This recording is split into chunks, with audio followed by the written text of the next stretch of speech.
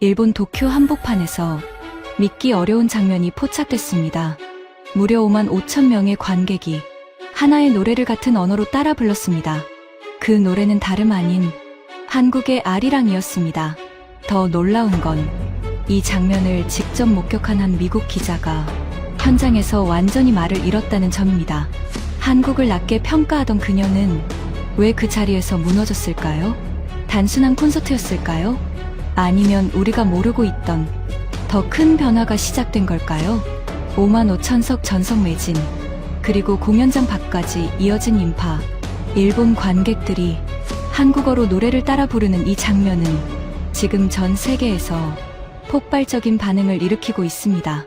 미국에서는 이건 단순한 공연이 아니다, 문화의 판도가 바뀌고 있다는 반응까지 나오고 있는데요.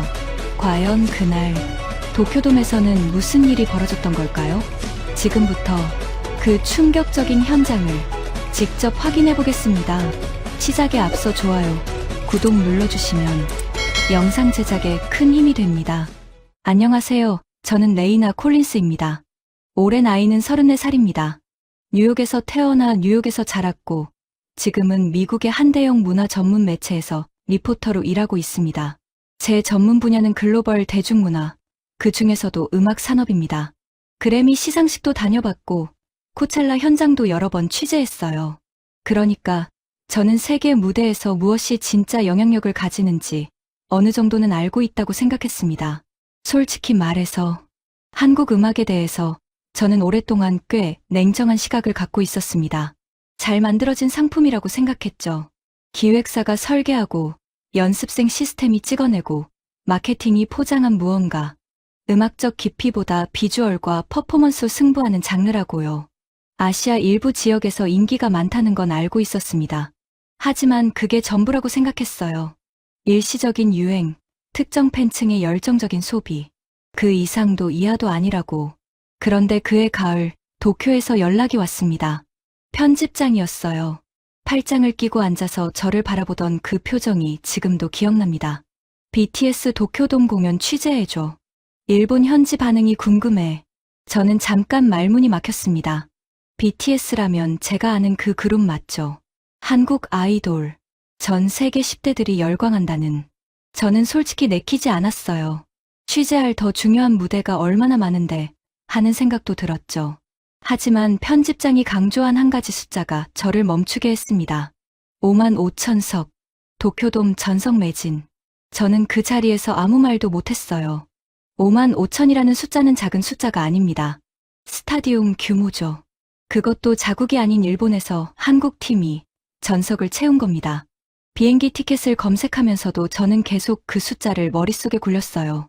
어떻게 된 일인지 직접 눈으로 봐야 알 것 같았습니다. 도쿄에 도착한 건 공연 하루 전이었습니다.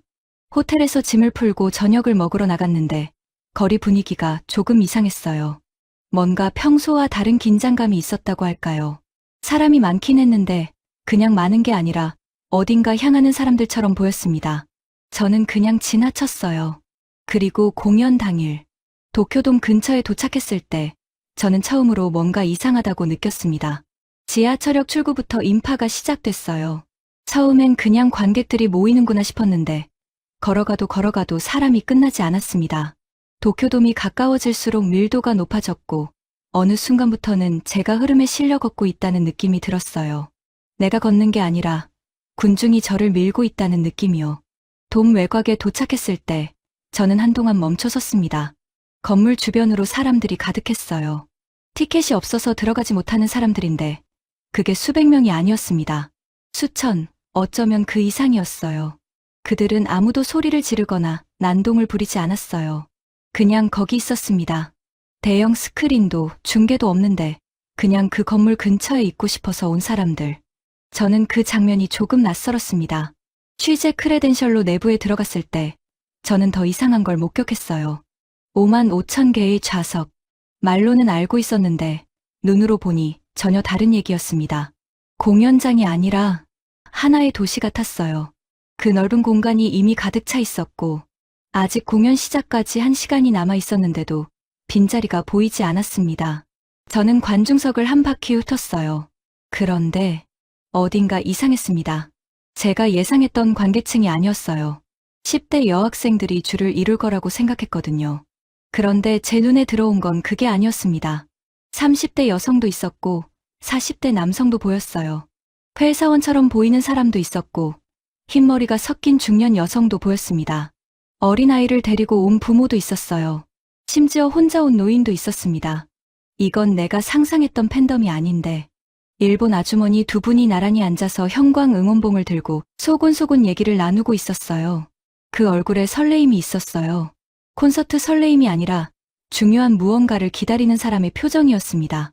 저는 그때 처음으로 약간의 위화감을 느꼈어요. 공연 전 분위기라는 게 있잖아요. 어느 공연이나 다 비슷합니다.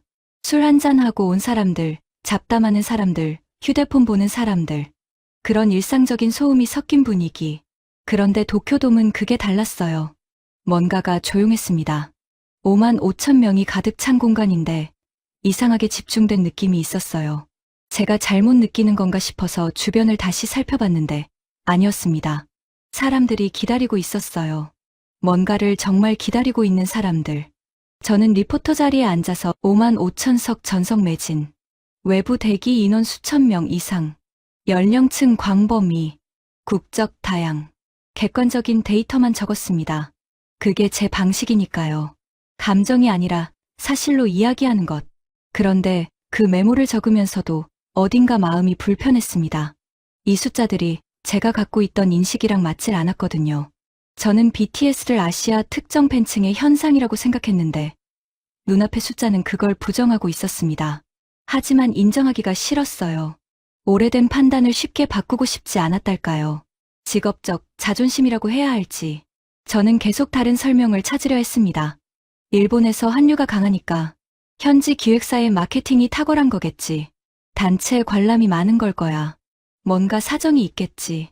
그렇게 혼자 반박하면서 앉아 있었는데 조명이 조금씩 어두워지기 시작했어요. 공연 시작 10분 전이었습니다. 그 순간 뭔가 바뀌었어요. 5만 5천 명이 동시에 조용해졌습니다. 잡담이 사라졌어요. 웃음소리도 없어졌습니다. 거짓말 같았어요. 그 넓은 공간이, 그 많은 사람이 일제히 같은 방향을 바라보는 느낌. 숨소리까지 줄어든 것 같은 그 정적이 오히려 더 무거웠습니다. 저는 손에 들고 있던 펜을 내려놓았어요. 그리고 처음으로 생각했습니다. 이건 공연 관람이 아닌 것 같다. 무대 위 조명이 천천히 꺼지기 시작했습니다. 관중석 형광봉이 하나둘 흔들리기 시작했는데 그 장면이 꼭 파도 같았어요. 빛의 파도가 5만 5천 명 사이를 천천히 지나가는 것 같았습니다. 저는 그걸 보면서 카메라를 들었다가 내렸다가를 반복했어요. 무엇을 찍어야 할지 몰라서가 아니라 어디를 찍어야 할지를 몰라서였습니다.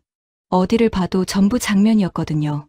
그때 어둠 속에서 아주 낮은 음악 소리가 흘러나오기 시작했습니다. 제가 알아들을 수 없는 언어의 노래였어요. 무대 준비 음악인지 공연의 시작인지조차 구분이 안 됐습니다. 그런데 그 소리가 흘러나오는 순간 제 주변에 앉아있던 일본인 관객들이 작은 소리로 따라 부르기 시작했어요. 한국어로. 저는 그 순간 등에 소름이 돋았습니다. 저도 모르게 손에 쥔 펜이 바닥으로 떨어졌어요. 주우려고 몸을 숙였다가 다시 앉았다가 결국 그냥 놔뒀습니다. 그게 중요하지 않게 느껴졌거든요. 5만 5천 명이 같은 언어로 같은 음을 따라 부르는 공간. 저는 그 공간 안에 앉아서 처음으로 확신이 흔들리는 걸 느꼈습니다. 내가 알고 있다고 생각했던 무언가가 지금 이 순간 조금씩 어긋나고 있다는 느낌. 하지만 아직은 몰랐어요. 진짜 사건은 아직 시작도 하지 않았다는 걸. 조명이 완전히 꺼졌습니다. 5만 5천 명이 숨을 멈췄어요. 저도 모르게 숨을 참고 있었습니다. 그 어둠이 얼마나 깊었냐면 눈을 뜨고 있는지 감고 있는지 구분이 안 될 정도였어요. 도쿄돔 안에 그 많은 사람이 있는데 아무 소리도 들리지 않았습니다. 그 정적이 저를 눌렀어요. 뭔가 단단하고 묵직한 것이 공기 중에 가득 찬 느낌이었습니다. 그러다 무대에 빛이 터졌습니다. 한 줄기가 아니었어요. 수십 개의 조명이 동시에 쏟아졌고 그 순간 5만 5천 명이 한꺼번에 소리를 질렀습니다. 저는 그 소리를 준비하지 못했어요. 취재를 많이 다녀봤습니다. 그래미도 갔고 슈퍼볼 하프타임도 봤습니다. 세계에서 가장 크다는 공연장들을 돌아다니며 함성을 들어봤어요. 그러니까 저는 큰 소리에 익숙하다고 생각했습니다.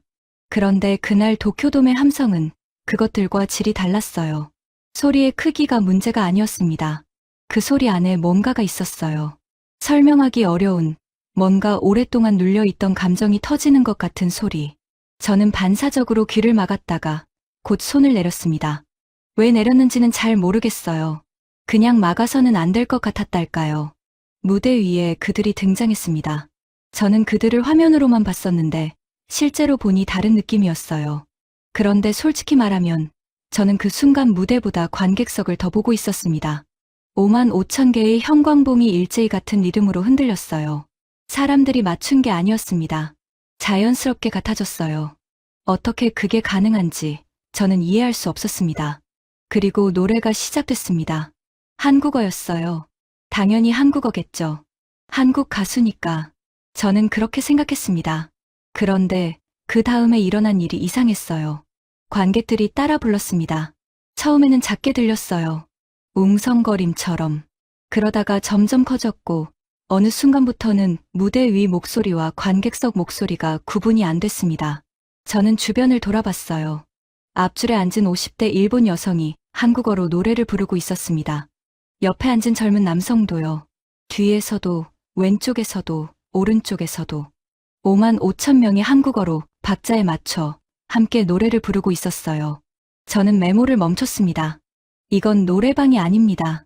일본입니다. 일본 도쿄에 있는 공연장에서 일본 사람들이 다른 나라 언어로 노래를 부르고 있었어요. 저는 그게 어떤 의미인지 리포터로서 분석하려 했는데 생각이 엉켜버렸습니다. 그냥 손을 무릎 위에 올려놓고 앉아 있었어요. 공연이 이어졌습니다. 노래가 바뀌어도 5만 5천 명은 계속 따라 불렀어요. 한 번도 틀리지 않았습니다. 가사가 바뀌어도 템포가 올라가도 모두가 알고 있었어요. 저는 그게 무섭다고까지 느꼈습니다. 하나의 외국어를 이 많은 사람이 이렇게 정확하게 알고 있다는 것이요. 그러다가 중반쯤이었습니다. 음악이 갑자기 바뀌었어요. 빠른 비트가 사라졌습니다. 무대 위 조명이 낮아졌어요. 멤버 중 하나가 마이크를 천천히 들었습니다. 저는 무언가 느린 발라드가 시작되나 보다 싶었어요.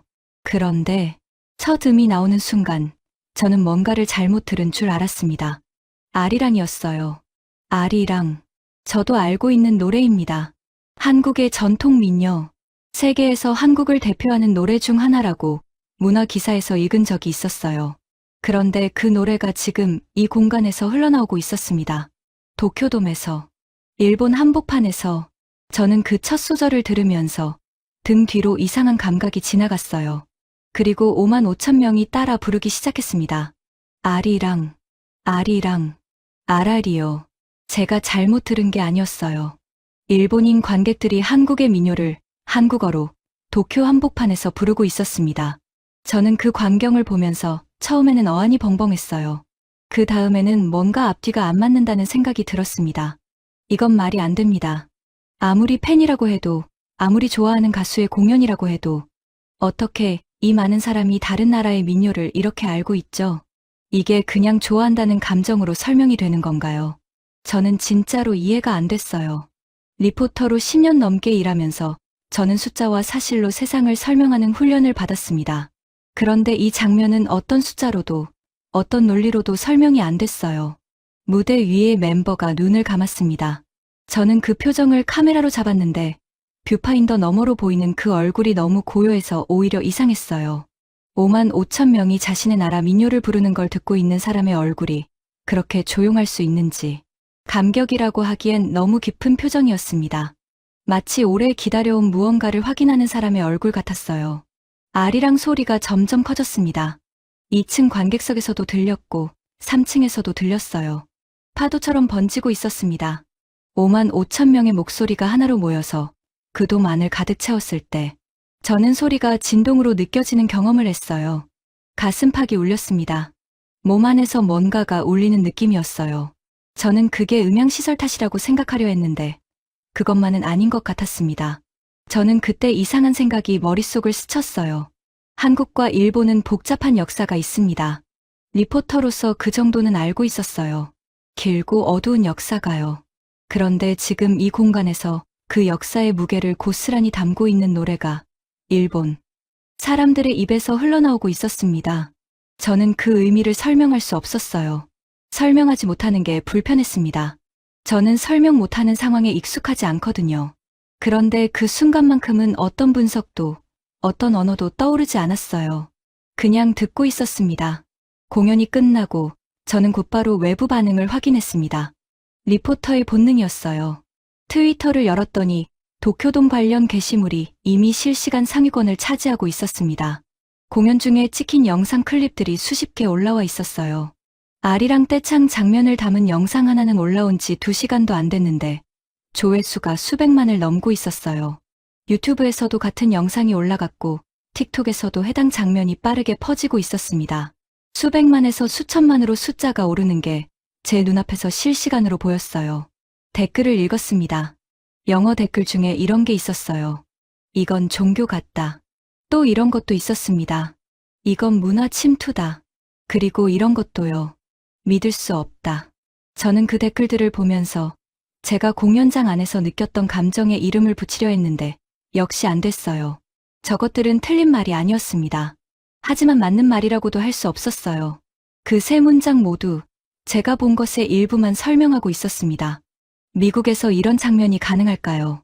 어느 나라 가수가 5만 5천 명의 미국인을 모아놓고 그 나라 언어로 그 나라의 민요를 부르게 할 수 있을까요? 저는 잠깐 상상해봤어요. 그리고 곧 그 상상이 불가능하다는 걸 알았습니다. 언어가 다르고 문화가 다르고 무엇보다 그렇게까지 하려는 마음이 만들어지지 않죠. 그게 가능하다는 건 단순히 노래를 좋아하는 수준을 넘은 무언가가 있다는 뜻일 겁니다. 저는 그게 무엇인지 아직 몰랐어요. 알고 싶지 않기도 했습니다. 솔직히. 왜냐하면 그것을 알아버리면 제가 오랫동안 유지해온 판단을 전부 다시 써야 할 것 같았거든요. 돔 밖으로 나왔을 때 공기가 달랐어요. 공연 전과 같은 도쿄 거리인데 같은 공기가 아닌 것 같았습니다. 사람들이 돔 밖으로 쏟아져 나오고 있었어요. 울고 있는 사람도 있었고 서로 안고 있는 사람도 있었습니다. 말이 없는 사람도 있었어요. 그 얼굴들이 전부 달랐는데 이상하게 전부 같은 표정이었습니다. 뭔가를 겪은 사람의 표정. 저는 녹음기를 들고 인터뷰를 하려 했어요. 리포터니까요. 그런데 선뜻 다가가지 못했습니다. 그 표정에 말을 걸기가 어려웠어요. 제가 들이밀 질문이 그 표정을 방해할 것 같았달까요? 처음 드는 감정이었습니다. 취재 현장에서 인터뷰를 망설인 적이 없었거든요. 저는 그냥 멈춰 서 있었어요. 그리고 다시 아리랑 소리가 귓속에서 들렸습니다. 공연이 끝난 지 한참이 지났는데도 사라지지 않았어요. 저는 그 자리에서 아무 말도 할 수 없었습니다. 제가 알고 있던 세계가 무너지고 있었습니다. 한동안 움직이지 못했습니다. 도쿄돔 밖거리에 서서 저는 한참을 그 자리에 있었어요. 사람들이 제 옆을 지나쳤고 웃음소리가 들렸고 어디선가 한국어가 들렸습니다. 그런데 저는 그 모든 게 배경처럼 느껴졌어요. 저만 멈춰 있는 것 같았습니다. 리포터로 10년 넘게 일했어요. 어떤 현장에 가도 저는 항상 빠르게 정리했습니다. 본 것을 언어로 만들고 언어를 기사로 만드는 것. 그게 제 일이었고 그게 제 방식이었어요. 그런데 그날 밤은 정리가 안 됐습니다. 아리랑 소리가 아직도 귀에 남아 있었고 5만 5천 명의 얼굴이 눈앞에 겹쳐 있었어요. 언어가 나오지 않았습니다. 호텔로 돌아왔습니다. 노트북을 열었어요. 기사를 써야 했으니까요. 제목부터 시작하려 했는데 첫 문장이 나오지 않았습니다. 어떤 단어로 시작해야 할지 몰랐어요. 저는 빈 화면을 한참 바라봤습니다. 그러다가 리포터 본능이 발동했어요. 설명하자, 분석하자. 이건 현상이고 현상에는 원인이 있다. 저는 스스로를 다잡으면서 자료를 뒤지기 시작했습니다. BTS 관련 산업 통계, K-팝 글로벌 시장 규모, 일본 내 한류 팬덤 추이, 숫자를 모았어요. 기획사 시스템, 연습생 육성 구조, 글로벌 마케팅 전략. 이걸로 설명하면 될 것 같았습니다. 그런데 이상했어요. 숫자는 있었습니다. 자료도 충분했어요. 그런데 제가 오늘 밤 본 것이 그 자료 어디에도 담기지 않았습니다. 팬덤 규모가 크다는 건 통계로 설명할 수 있어요. 음반 판매량, 공연 수익, 스트리밍 횟수 다 숫자로 나옵니다. 그런데 5만 5천 명이 다른 나라의 민요를 따라 부르는 감정은 어떤 통계 항목에도 들어가지 않았어요. 저는 자료창을 닫았습니다. 마케팅으로 설명해 보려 했어요. 정교한 기획, 글로벌 타깃 콘텐츠, 소셜미디어 전략. 충분히 가능한 분석이었습니다. 그런데 마케팅이 5만 5천 명에게 특정 감정을 심을 수 있나요? 마케팅이 일본인을 도쿄 한복판에서 한국 민요를 부르게 만들 수 있나요? 저는 그 질문에 스스로 답을 못했습니다. 이건 데이터로 설명이 안 됩니다. 미국 공연 시장을 생각해 봤어요. 저는 수십 개의 미국 공연을 취재했습니다. 비욘세도 봤고 테일러 스위프트도 봤어요. 세계에서 가장 큰 팬덤을 가진 아티스트들이죠. 그런데 그 공연에서 외국인 수만 명이 영어도 아닌 다른 언어로 미국 민요를 함께 부른 적이 있었나요? 없습니다. 그 방향은 존재하지 않았어요. 미국 문화는 세계로 나가는 방향이었지, 세계가 미국 언어를 배워서 미국 민요를 부르는 방향이 아니었습니다. 그런데 오늘 밤 저는 그 반대 방향이 실제로 존재한다는 걸 눈으로 봤어요. 문화의 흐름이 내가 알던 것과 다른 방향으로 움직이고 있다는 것을요. 저는 그 생각이 불편했습니다. 창을 열고 스마트폰을 집었어요. 습관적으로 소셜미디어를 열었는데 화면이 이미 공연 관련 영상으로 가득 차 있었습니다. 아리랑 떼창 장면을 담은 영상이었어요. 올라온 지 몇 시간 되지도 않았는데 조회수가 이미 수백만이었습니다. 숫자가 실시간으로 오르고 있었어요. 제가 보는 동안에도 계속 올랐습니다. 트위터에서 실시간 트렌드 1위를 기록하고 있었고 유튜브에서는 관련 영상들이 줄줄이 추천란에 올라오고 있었어요. 틱톡에서는 그 장면을 짧게 편집한 클립들이 수십 개씩 올라왔고 각각의 클립도 수백만 조회를 넘기고 있었습니다. 하루가 채 지나지 않아 그 숫자는 수천만으로 올라갔어요. 저는 댓글을 읽기 시작했습니다. 미국 계정에서 올라온 댓글이었어요. 이건 단순 음악이 아니다. 그 댓글 아래 수천 개의 공감이 달려 있었습니다. 다음 댓글도 읽었어요. 이건 문화 권력이다. 또 다른 댓글이었습니다. 왜 우리가 이걸 몰랐지? 그리고 이런 것도 있었어요. 이건 헐리우드가 아니다. 다른 차원의 힘이다. 저는 그 댓글들을 읽으면서 손이 멈췄습니다. 이 댓글을 쓴 사람들은 저와 비슷한 사람들이었을 거예요. 미국에서 문화를 소비하고 팝 음악을 듣고 K-팝을 주변 현상 정도로 알고 있던 사람들. 그들도 그 영상을 보면서 같은 것을 느꼈던 겁니다. 언론 반응도 보기 시작했어요. 영어로 된 기사들이 이미 올라오고 있었습니다. K-팝이 더 이상 유행이 아니라 지배적인 현상이라는 제목의 기사가 있었어요. 소프트 파워의 이동이 일어나고 있다는 분석 기사도 있었습니다. 저는 그 기사들을 읽으면서 뭔가 이상한 감정이 들었어요. 질투는 아니었고 부끄러움도 아니었습니다. 그냥 뭔가를 너무 늦게 알았다는 느낌이랄까요. 세상이 이미 바뀌어 있었는데 저만 예전 지도를 들고 있었던 것 같은 느낌이요. 저는 노트북을 덮었습니다. 그리고 다시 오늘 밤 현장을 떠올렸어요. 일본 팬들의 얼굴이 생각났습니다. 50대 여성, 그분의 얼굴이요. 아리랑을 부르는 동안 눈가에 뭔가가 맺혀 있었어요. 저는 그때는 그냥 지나쳤는데 지금 생각하니 그게 달라 보였습니다. 그분이 느낀 감정이 뭔지 저는 여전히 정확히 알 수 없어요. 하지만 적어도 이건 알았습니다. 그 감정은 마케팅이 만든 게 아니라는 것을. 눈가에 맺힌 것은 어떤 산업도 설계할 수 없는 것이었습니다. 젊은 남성도 생각났어요. 공연 내내 가사를 단 한 소절도 틀리지 않고 따라 불렀던 사람. 그 집중력이 무서울 정도였습니다. 한국어를 배웠을 거예요. 노래를 외웠을 거예요. 시간을 쏟았을 겁니다. 왜요? 단순히 좋아서. 그게 전부입니다. 아무도 시키지 않았어요. 누가 돈을 준 것도 아니고 의무가 있는 것도 아니었습니다. 그냥 마음이 움직였기 때문에 스스로 그 언어를 배웠겠죠. 저는 그 사실 앞에서 더 이상 산업 분석을 하고 싶지 않았어요. BTS를 다시 생각했습니다. 저는 그들을 잘 만들어진 상품이라고 했었죠. 기획사가 설계한 그룹이라고요. 그 생각이 지금도 완전히 틀렸다고는 말하지 못하겠어요. 산업이 작동하는 방식은 사실이니까요. 그런데 오늘 밤, 저는 그들이 그 이상의 무언가라는 걸 처음으로 느꼈습니다. 무대 위에서 눈을 감고 있던 그 멤버의 얼굴. 그 얼굴은 아이돌의 얼굴이 아니었어요. 뭔가를 전하는 사람의 얼굴이었습니다. 뭔가를 들고 먼 길을 온 사람의 얼굴이었어요. 문화 전달자.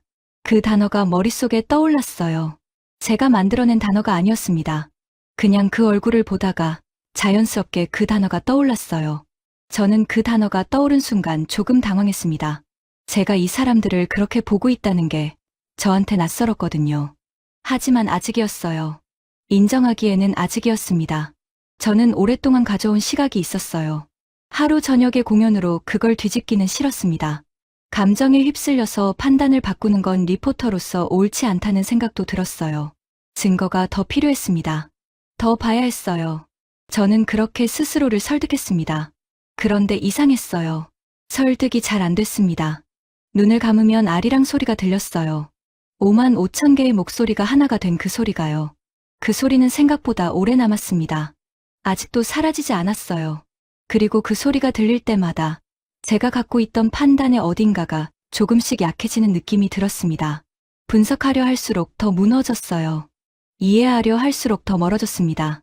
저는 창문 쪽으로 걸어갔어요. 도쿄 야경이 보였습니다. 불빛이 가득한 도시가 조용히 빛나고 있었어요.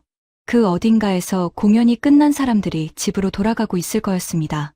아리랑을 가슴에 품고서요. 저는 그 야경을 바라보면서 오늘 밤 제가 본 것들을 다시 한번 떠올렸습니다. 5만 5천 명. 아리랑. 일본. 한국어.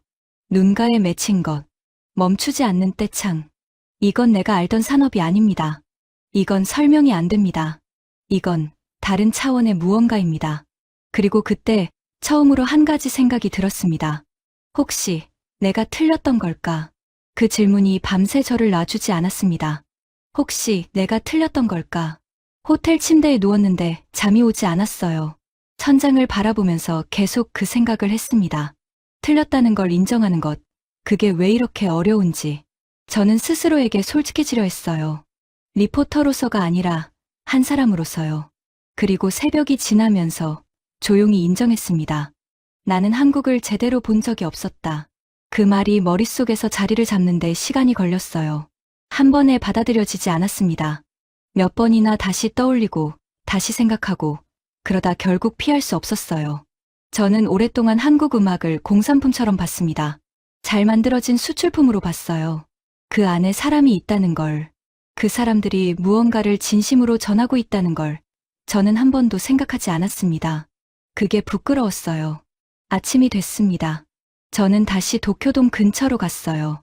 공연은 이미 끝났고 텅 빈 광장에 어젯밤의 흔적들이 남아 있었습니다. 떨어진 응원봉 포장지, 누군가 흘린 티켓 한 장. 저는 그것들을 바라보면서 어젯밤 장면을 다시 떠올렸어요. 아리랑이었습니다. 그 장면이 다시 눈앞에 펼쳐졌어요. 5만 5천 명이 일제히 그 노래를 부르던 순간, 저는 그때 그 장면을 이해하려고 했지만 실패했었죠. 그런데 빈 광장에 혼자 서서 그 장면을 다시 떠올리니까 이번엔 다른 게 보였습니다. 아리랑은 슬픈 노래입니다. 오래된 노래예요. 그 안에는 오랫동안 눌려 살아온 사람들의 감정이 담겨 있습니다. 고개를 넘고 헤어지고 기다리고 그래도 살아남은 사람들의 노래예요. 저는 그걸 문화적 지식으로만 알고 있었는데 어젯밤 도쿄돔에서 그 노래가 울려 퍼지는 걸 들으면서 처음으로 그 무게가 느껴졌습니다. 일본 한복판이었어요. 그 두 나라 사이에 얼마나 긴 역사가 있는지 저도 알고 있습니다. 가볍게 넘길 수 없는 시간들이 있었죠. 그 무게를 안고 있는 나라에서 그 무게를 안고 있는 노래가 그 나라 사람들의 입에서 흘러나왔습니다. 아무도 강요하지 않았어요. 아무도 가르치지 않았습니다. 그냥 좋아서, 그냥 마음이 움직여서 저는 그 장면이 무엇인지 이제는 알 것 같았어요. 이건 공연이 아니었습니다. 이건 어떤 긴 시간의 끝에서 음악이 만들어낸 화해 같은 것이었어요. 언어로 설명되지 않는, 그러나 분명히 존재하는 무언가. 저는 그것을 어젯밤에는 분석하려 했는데 분석이 가능한 종류의 것이 아니었습니다. 느끼는 것이었어요. 스마트폰을 꺼냈습니다. 밤사이 숫자가 또 바뀌어 있었어요. 아리랑 떼창 영상의 조회수가 하루도 지나지 않아 수천만을 넘었고 이어서 억 단위로 올라가고 있었습니다. 트위터에서는 전 세계 실시간 트렌드 1위를 며칠째 유지하고 있었어요. 유튜브 인기 급상승 영상 목록에서도 상위를 차지하고 있었고 틱톡에서는 해당 영상을 반응 형식으로 다시 찍은 클립들이 수백 개씩 올라오고 있었습니다. 그 클립들도 각각 수백만 조회를 기록하고 있었어요. 댓글을 다시 읽었습니다. 미국 반응이 달라져 있었어요. 어젯밤엔 충격과 의심이 섞여 있었는데 이제는 달랐습니다. 우리가 뒤처졌다는 댓글이 있었어요. 이건 인정해야 한다는 댓글도 있었습니다. 그리고 이런 것도 있었어요. 한국은 이미 우리 위에 있다. 저는 그 댓글을 보면서 멈췄습니다. 그걸 쓴 사람이 미국인이었어요. 자국 문화에 대한 자부심이 세계에서 가장 강한 나라의 사람이 스스로 그 말을 쓴 겁니다. 저는 그 댓글이 어떤 기사보다 더 많은 걸 말해주고 있다고 느꼈어요. 헐리우드를 생각했습니다. 저는 헐리우드가 세계 문화의 중심이라고 믿으며 자랐어요. 미국의 영화, 미국의 음악, 미국의 언어. 그게 세계 표준이라고 생각했습니다. 세계 사람들이 영어를 배우는 건 미국 문화가 강하기 때문이라고요. 그런데 지금 저는 일본 사람들이 한국어를 배워서 한국 민요를 부르는 장면을 봤습니다.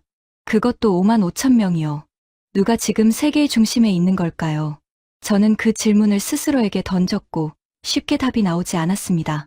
예전에 저였다면 당연히 미국이라고 했을 거예요. 하지만 지금은 달랐어요. 문화가 일방통행이 아니라는 걸, 세계 사람들이 스스로 움직이기 시작했다는 걸, 이제는 부정할 수 없었습니다. 한국이 세계를 바꾸고 있었어요. 조용히, 그러나 분명하게. 저는 그 자리에서 BTS를 다시 생각했습니다. 아이돌. 제가 그들을 그 단어로 처음 분류했을 때, 저는 그 단어 안에 얼마나 많은 것을 가뒀는지 몰랐어요. 아이돌이라는 단어는 일시적인 것, 소비되는 것, 곧 사라질 것이라는 의미를 담고 있었습니다. 그런데 5만 5천 명의 일본인이 한국의 민요를 부르는 장면을 만들어낸 사람들을 그 단어 하나로 설명할 수는 없었어요. 이건 산업이 아니었습니다. 이건 역사였어요. 한 나라의 사람들이 오랫동안 눌리고 흔들리면서도 지켜온 것들, 그 안에서 피워낸 감정들이 음악이 됐고, 그 음악이 언어도 다르고 역사도 다른 사람들의 마음을 움직였습니다. 그게 도쿄돔에서 터진 거였어요. 5만 5천 명의 떼창은 그냥 노래가 아니었습니다. 한국이라는 나라가 세상에 전한 무언가였어요. 저는 그 생각이 드는 순간 이상하게 눈이 뜨거워졌습니다. 참으려 했어요. 리포터는 현장에서 울지 않습니다. 그게 원칙이에요. 감정에 휩쓸리는 순간 객관성을 잃는다고 배웠어요. 저는 그 원칙을 10년 넘게 지켜왔습니다. 그런데 그날 아침 텅 빈 도쿄돔 광장에 혼자 서서 저는 그 원칙을 지키지 못했어요. 눈물이 흘렀습니다. 소리는 내지 않았어요. 그냥 조용히 볼을 타고 흘렀습니다. 저는 그걸 닦지 않았어요. 닦고 싶지 않았습니다. 오래 참아온 무언가가 나오는 것 같았거든요. 창피하지 않았어요. 오히려 이상하게 정직하다는 느낌이 들었습니다. 시야가 흐려졌어요. 도쿄돔 건물이 번져 보였고 하늘이 번져 보였습니다. 숨을 고르려 했는데 잘 안 됐어요. 호흡이 조금 떨렸습니다. 저는 그 상태로 한참을 그 자리에 서 있었어요.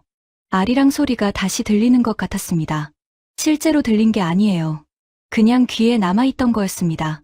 그런데 그 소리가 그 텅 빈 광장에서 혼자 서 있는 저한테 다시 들려왔을 때 저는 비로소 알았어요.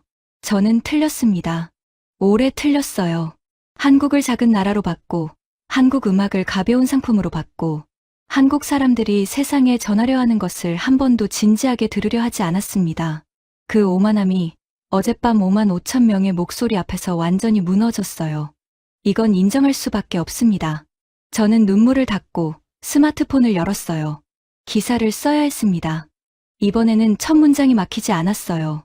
오히려 너무 많은 것이 쏟아져서 어디서 멈춰야 할지를 몰랐습니다. 저는 이렇게 썼어요. 나는 틀렸다. 그리고 그것을 인정하는 것이 지금 내가 할 수 있는 가장 정직한 보도다. 그 문장을 쓰는 손이 조금 떨렸어요. 하지만 지우지 않았습니다. 그대로 뒀어요. 리포터로서의 자존심보다 그 5만 5천 명 앞에서 느낀 진심이 더 컸기 때문입니다. 한국은 이미 세계를 바꾸고 있었습니다.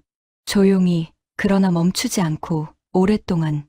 저 같은 사람이 알아채지 못하는 동안에도 이미 세계 사람들의 마음속에 들어가 있었어요.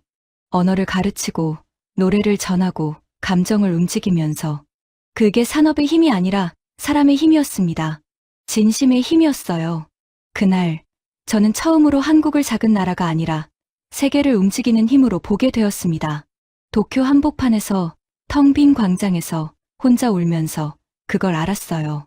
어떤 통계도, 어떤 분석도, 어떤 기사도 그 감정을 만들지 않았습니다. 5만 5천 명이 부른 아리랑 한 소절이 만들었어요. 저는 그것이 한국의 힘이라고 생각합니다.